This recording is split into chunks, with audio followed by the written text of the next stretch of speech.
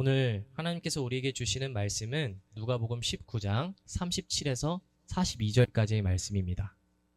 누가복음 19장 37에서 42절까지의 말씀입니다.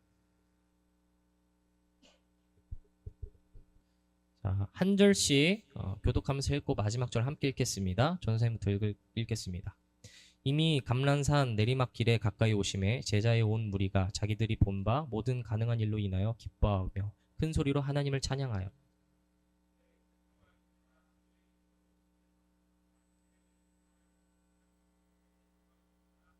무리 중 어떤 바리새인들이 말하되 선생이여 당신의 제자들을 책망하소서 하거늘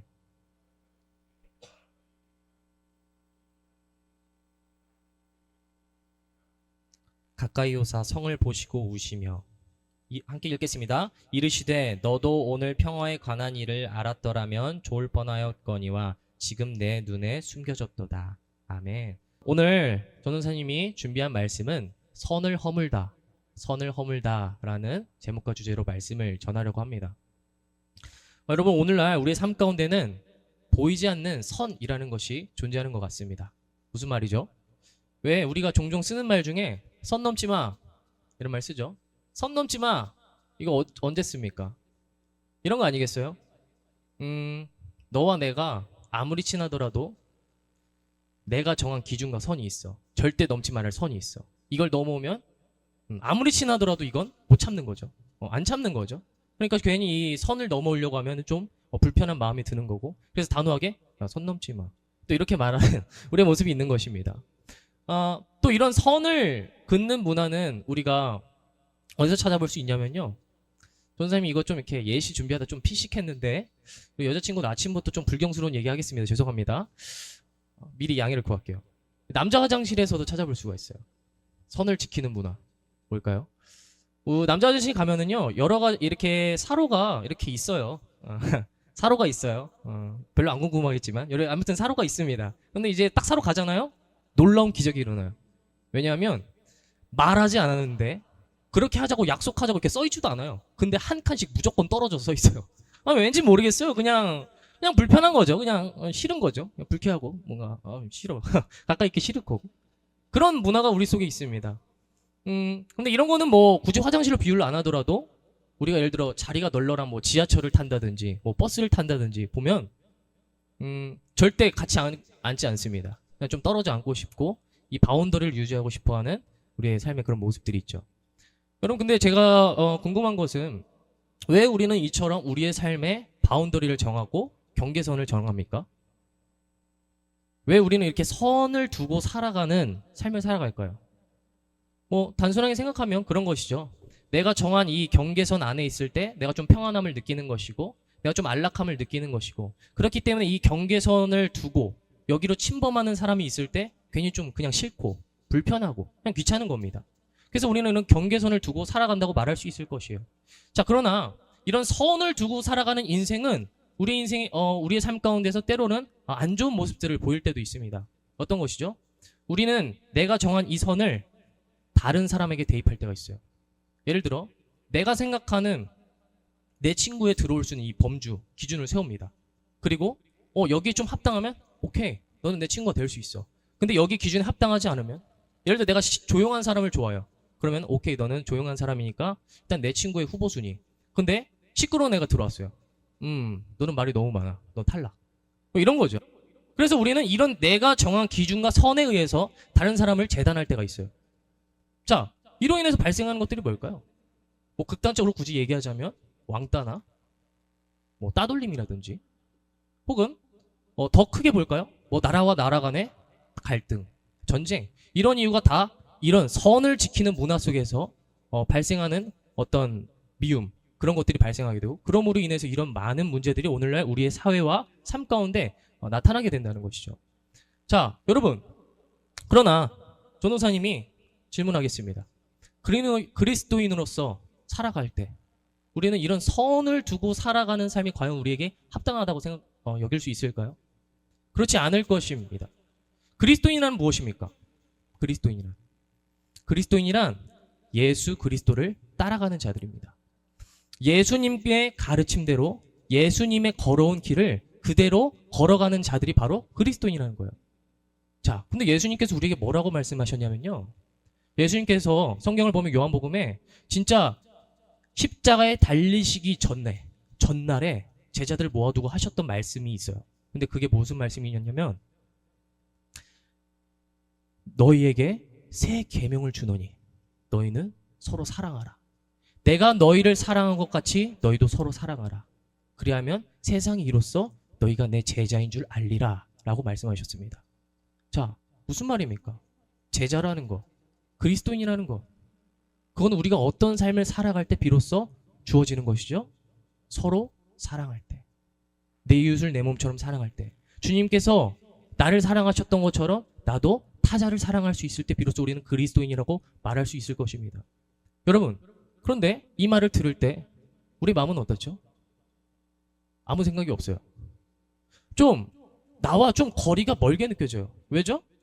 우리는 내 이웃을 내 몸처럼 사랑할 수가 없거든요. 사랑할 수 있습니까? 아마 없을걸요? 이 말씀을 들을 때마다 아마 우리 친구들 중에서 그런 고민, 생각 한 번쯤 다 했을 거예요. 아니, 내 이웃을 내 몸처럼 어떻게 사랑합니까? 살다 보면 원수도 있고 꼴보기 싫은 애들도 있는데 저 어떻게 사랑해야 돼요? 자, 그런 오늘 우리에게 주시는 말씀이 오늘의 본문 말씀입니다. 예수님께서는 그런 선을 두고 살아가는 인생 가운데 있는 우리에게 선을 허무는 삶으로 오늘 말씀을 통해 우리를 초청하고 계신다는 것입니다. 이제 오늘 말씀 배경으로 들어가 보길 원합니다. 오늘 말씀의 배경은 동일하게 이런 선을 두고 살아가는 인생들 사이에 오신 예수 그리스도의 모습을 보여주고 있습니다. 여러분, 예수님께서 이 땅 가운데 오신 이유와 목적은 무엇일까요? 예수님 뭐하러 오셨죠? 시원하게 생각하세요. 하나님과 우리가 다시 가까워지게, 친밀해지게 하기 위해서 예수님께서 이 땅에 오셨다라고 우리가 말할 수 있을 거예요. 정말 쉽게 말해서. 자, 여러분, 지금 이 교회 예배에 앉아있는 친구들 중에 저 하나님과 정말 가깝습니다. 손. 네. 오! 뭐야? 오, 좋아, 박수! 오늘 말씀은 안 들어도 될 것 같은데요. 네, 농담입니다. 훌륭하네요. 저렇게 담대하게 손을 들 수 있다니. 자, 의외에 지금 상황이 발생되었지만 전도사님 시나리오대로라면 아무도 손을 들지 않는 시나리오가 발생되어야 돼요. 네, 다시 한번 해보겠습니다. 자, 내가 하나님과 가까웠다 손? 없어요. 아쉬워요. 나도 그런데. 네, 맞아요. 할렐루야. 네, 우리 모두는 하나님과 가깝다고 말할 수 있는 사람이 아마 없을 것이에요. 자, 왜 그러냐면 여러분, 우리가 웃긴데 자, 여러분, 우리가 오늘 말씀을 듣고 다시 삶 가운데 돌아가잖아요. 그죠? 삶 가운데 돌아가다 보면 어때요? 내가 죄를 짓지 말고 살아야지, 하나님 기뻐하시는 삶을 살아야지 하고 다시 세상 가운데 살아가요. 근데 어때요? 작심삼조죠. 나가자마자 뭐 사람들이 보이든 보이지 않던 그런 곳에서 우리가 죄를 지을 때가 많고, 또 마음으로 누군가를 미워하거나 이런 죄를 지을 때가 정말 많습니다. 자, 그런 삶을 살아가는 우리는 바로 죄인이라고 할 수 있을 거예요. 자, 그러나 우리는 이런 죄가 많은 우리에 비해서 하나님은 어떤 분이십니까? 죄가 없으시고 완전한 선이신 분이세요. 그럼 이 죄인인 우리와 하나님의 관계를 한 단어로 정리하자면 바로 원수라고 할 것입니다. 원수. 자, 죄인의 입장에서 보세요. 우리는 그분과 함께 할 수 없어요. 그분은 우리와 반대의 진영에 있는 분처럼 여겨져요. 그럼 우리가 원수라고 볼 수 있겠죠. 자, 그런데 주님께서 하신 것은 무엇입니까? 이런 하나님과 원수되었던 우리가 십자가의 은혜로 말미암아 하나님과 하나 되게 하셨습니다. 하나님과 연합되게 하셨습니다. 하나님의 자녀로서 살아갈 수 없었던 우리가 다시 한번 그분의 숭고하신 희생과 십자가의 은혜로 말미암아서 하나님의 자녀답게 살아갈 수 있는 권세를 누릴 수 있게 되었다는 것이에요. 자, 그 삶을 이루기 위해서 주님께서 하신 것은 무엇이죠? 선을 허무는 삶을 선택하셨어요. 여러분, 생각해 보세요. 예수님의 입장에서 우리와 이렇게 죄로 이렇게 막 살아가는 모습 보고, 내 마음대로 살아가는 모습 보고, 솔직히 그냥 죄 짓고 살아가는구나, 잘 가시게 해도 돼요. 그냥 내 인생의 바운더리만 다 두고 남의 인생 난 신경 안 쓸래, 이런 생각으로 본다면, 오늘날 개인주의적인 시각으로 본다면 솔직히 알 바 없어요. 그냥 뭐 죄 짓고 살아가든 말든지, 쟤네들이 나중에 잘못되든 말든지. 근데 주님께서는 어떻게 하신 것입니까? 그런 우리를 너무나도 사랑하셨기에 포기할 수가 없으셨기 때문에 자신의 그 보좌라는 하나님의 아들이라는 자신의 그 바운더리, 안전지대를 깨시고 선을 허무셔서 우리 삶 가운데 오셨다는 것입니다. 여러분, 그 선을 허무는 위대한 한 발자국으로 인해서 우리 인생이 달라진 것이에요. 하나님의 자녀란 권세를 누리게 된 것이에요. 이젠 죄 가운데 살아가지 않아도 되는 자유를 누리게 된 것입니다. 그러므로 말미암아 이 십자가의 은혜를 우리가 진정으로 오늘 말씀 가운데 고백하고 또 누릴 수 있는 중고등부 친구들이 되기를 소망합니다. 자, 여러분, 그래서 오늘 주님이 오셨습니다. 이 땅에 딱 오셨어요. 이제 나귀를 타고 예루살렘 성으로 입장하시는데, 선을 허물고 오신 예수님과 달리 자신의 기준을 두고 선을 두고 예수님을 맞이하는 사람들의 모습이 오버랩되고 있습니다. 무슨 말입니까?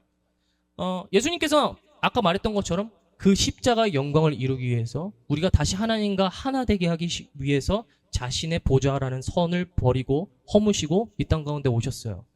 근데 사람들이 예수님을 바라보던 시간은 좀 달랐습니다. 오늘은 막 이렇게 경배하고 찬양했다라고 나와 있는데요. 여러분, 우리가 성경을 조금 보다 보면 뒤에 결국엔 그 찬양했던 사람들이 다 예수님 십자가에 못 박으세요! 하고 예수님 욕하거든요. 잠깐만요. 에코가 와우. 그 RTF 좀 꺼주세요.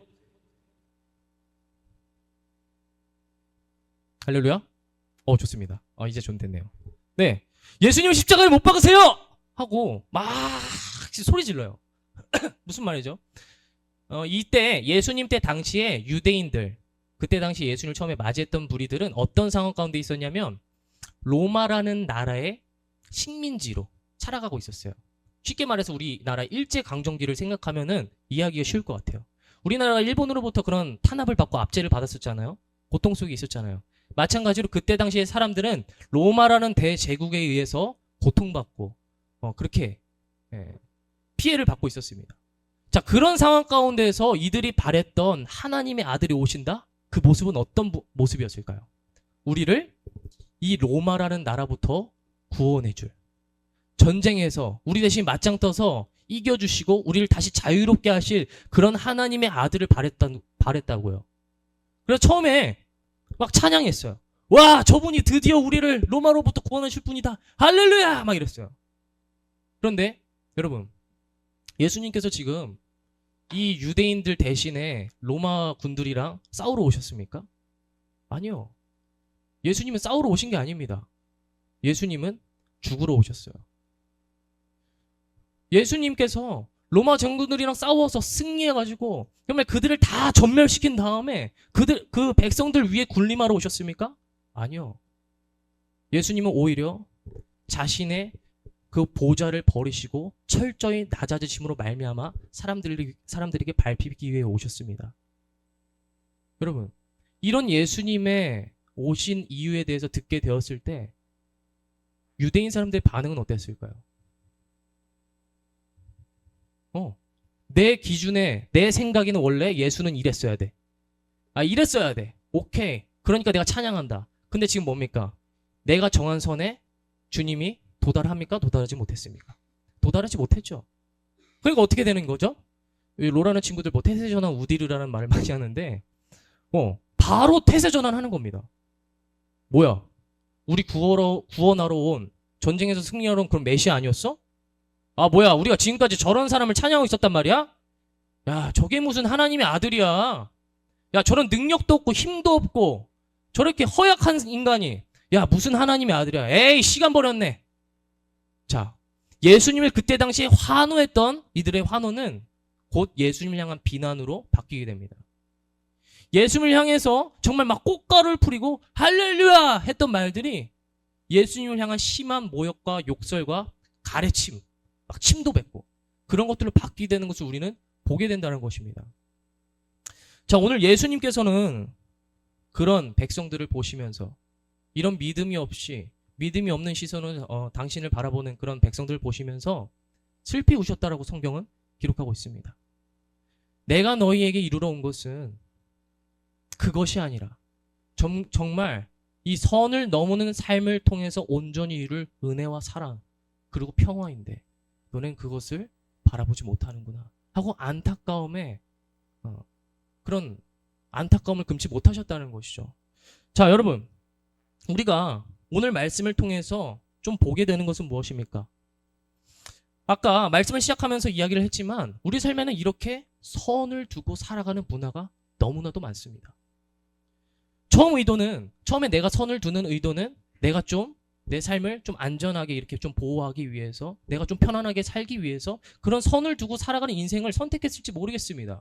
자, 그러나 계속해서 우리의 일상 가운데서 혹은 오늘 성경 말씀을 통해서 보게 되는 결과는 뭡니까? 결국에 내가 만든 그 바운더리와 기준은 이 내 선에 충족하지 못하면 남을 쉽게 비방하게 만듭니다. 남을 쉽게 욕하게 만듭니다.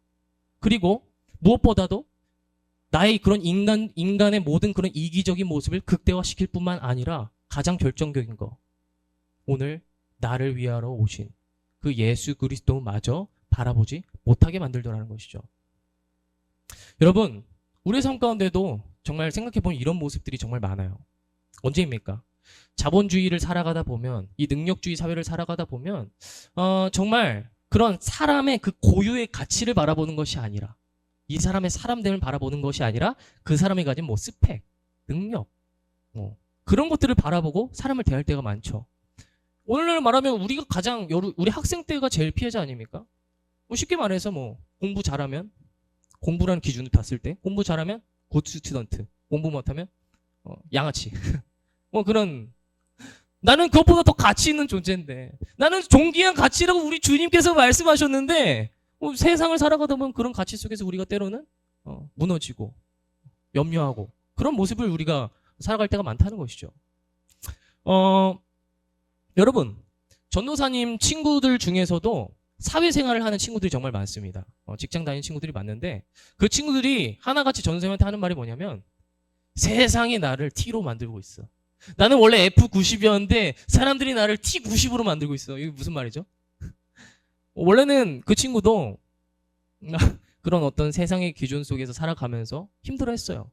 맨날 뭐 연락하면, 야, 나 힘들다, 오늘도 까였다, 오늘도 욕먹었다, 왜 나한테만 뭐라고 하는지 모르겠어. 전선생님이 이렇게 지금 이렇게 풀어서 말했지만 뭐 쌍욕하면서 전선생님한테 말했겠죠. 왜 나한테만 이러면서. 자, 그런데 뒤에 내가 T90이 되었어 라는 말은 뭐십니까? 그 친구도 결국엔 그런 삶 속에서 그냥 살아가다 보니까 나도 내가 결국엔 그렇게 욕했던, 내가 그렇게 욕했던 부장님, 내가 그렇게 욕했던 친구처럼 걔도 똑같이 변하게 되더라는 거예요. 우리가 이 삶 가운데 살아가면서 정말 깨어있지 않으면, 정말 말씀을 통해서 선을 허물고 오신 예수 그리스도를 바라보고 그 말씀을 통해서 나를 비춰보고 나도 저런 삶을 살아야겠다고 돌아서지 않으면 우리도 모르게 우리도 똑같은 이런 인생들, 원래 이렇게 문제가 만연한 인생들 가운데 우리도 쉽게 젖어들며 살아가게 된다는 것이에요. 자, 여러분, 그러므로 오늘 성경은 우리에게 뭐라고 말할 수 있을까요? 말하고 있을까요? 오늘 제가 말씀을 찾다가 너무 좋은 말씀을 찾았어요. 출애굽기 22장을 보면 하나님께서 우리에게 뭐라고 말씀하시냐면, 요약하자면 이렇습니다. 너희의 인생도 너희 한낱 나그네와 같았다는 것을 기억하라 라고 이야기합니다. 뭐라고요? 너희의 인생도 너희가 한낱 나그네에 불과했었다라는 사실을 기억하라고 이야기해요. 무슨 말이죠? 여러분, 나그네가 뭡니까? 나그네는요, 집이 없어요. 나그네는 정처 없이 떠돌아다니는 인생이에요. 어떻게 살아갑니까? 그냥 길 가다가 적당한 집 두드려서, 저기 제가 너무 배가 고픈데 좀 밥을 챙겨줄 수 있을까요? 그럼 밥 얻어 먹는 거예요. 그러다가 제가 좀 잘 곳이 없어서 그런데 좀 숙식 좀 잘 곳을 마련해 줄 수 있을까요? 그럼 그 집주인이 은혜를 베풀어 주시면 따뜻하게 잘 수 있는 것이고, 은혜를 베풀지 못해주면 뭐 그냥 밖에서 노숙하는 것이죠. 그러니까 결국에 이 나그네라는 것은 무엇이죠? 말이 좋아서 나그나지 거지입니다. 네, 노숙자예요. 오늘 하나님께서 우리 보고 노숙자라고 하는 겁니까? 그렇지 않죠. 나그네라고 말하는 이유는, 말씀하시는 것은 다 이겁니다. 너희도 인생을 돌아보면 선을 두고 살아가는 인생으로 말미암아서 네가 살아갔던 것이 아니다. 너희의 인생은 누군가가 선을 허물고, 자신의 선을 허물고 기꺼이 나의 것을 내어줬던 그들의 수고와 헌신과 사랑이 있었기 때문에 오늘날 우리가 여기에 있을 수 있었다라는 것이에요. 쉽게 오늘날 우리의 예시로 들어볼까요? 여러분, 태어날 때로 돌아가 봅시다. 내가 태어났습니까? 이야! 하고 생각하는데 뿅! 탁! 공기 너무 좋군. 이것이 세상인가? 이랬습니까? 아니에요. 우리는 부모님의 사랑과 그리고 그분께서 그 산모의 고통을 참으심으로 말미암아서 우리가 태어날 수 있었어요. 부모님께서 어린 시절부터 우리를 계속해서 보살피심으로 말미암아서 우리가 오늘날 이 자리에 있을 수 있었다는 것이에요. 우린 모두 부모님께 빚을 진 자들입니다. 여러분, 그리고 만약에 교육과 오늘날 기술과 이런 것들이 없었다면 우리는 어떻게 살아갔을까요? 원주민과 다를 것이 없는 것이에요. 아프리카 원주민과 똑같은 것이에요.